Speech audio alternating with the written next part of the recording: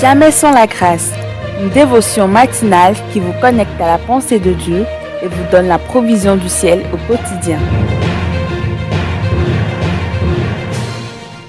Fidèles auditeurs de Jamais sans la grâce, bienvenue à votre dévotion matinale.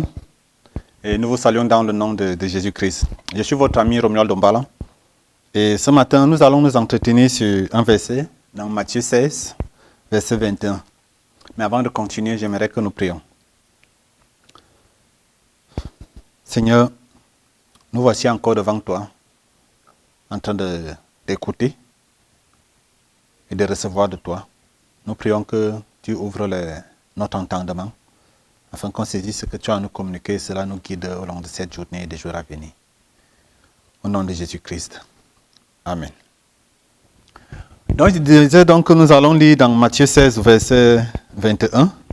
Et je vous prie de tourner avec moi. Matthieu 16, verset 21, où il est écrit: Dès lors, Jésus commença à faire connaître à ses disciples qu'il fallait qu'il allât à Jérusalem, qu'il souffrit beaucoup de la part des anciens, des principaux sacrificateurs et des scribes, qu'il fut mis à mort et qu'il ressuscita le troisième jour. Donc, nous connaissons un peu le contexte dans lequel Jésus s'adresse à ses disciples après qu'ils aient compris et qu'ils aient confessé que Jésus-Christ est le Christ. Et Jésus leur demande sévèrement de ne le dire à personne. Maintenant, Jésus passe à une autre étape pour exposer le plan de Dieu, le plan et la volonté de Dieu à ses disciples. En fait, depuis le jardin d'Éden, l'homme a été séparé de Dieu. Et Dieu, dans sa volonté, voudrait rétablir les choses.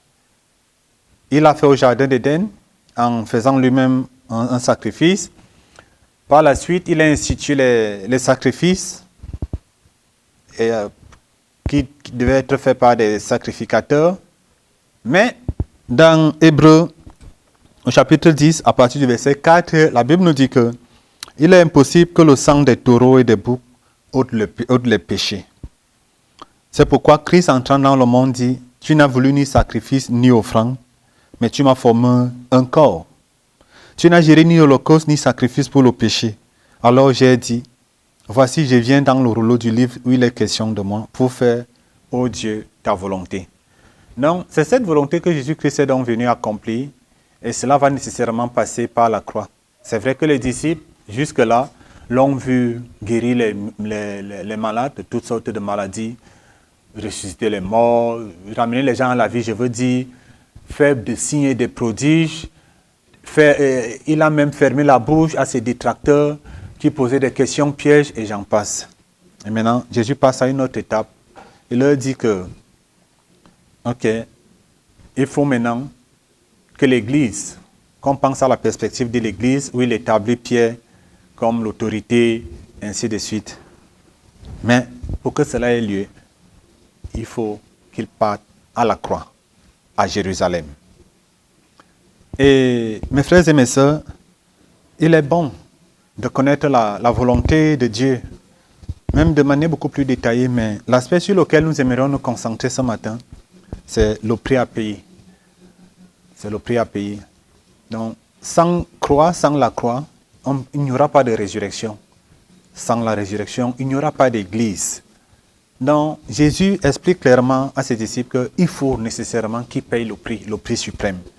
Qu'au-delà de toute la volonté dont il a connaissance, pour laquelle il est venu, maintenant l'heure est venue, et c'est pourquoi il va à Jérusalem, il accepte de souffrir volontairement et à mourir jusqu'à la croix, pour que le plan de Dieu, le plan du salut, puisse être accompli. Donc, ce matin, j'aimerais poser juste une question à chacun de nous. Qu'est-ce que nous savons de manière claire de la volonté de Dieu en ce qui nous concerne, pour ce qui est de notre vie? Et si nous la connaissons, est-ce que nous avons considéré le prix à payer? Est-ce que sommes-nous prêts à payer le prix?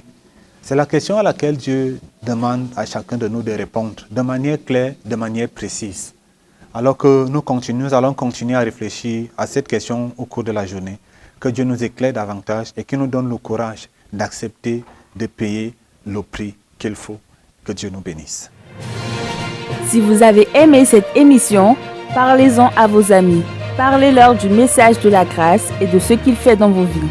Pour un sujet de prière, une question ou pour devenir partenaire, contactez-nous au 00229 94 75 80 20.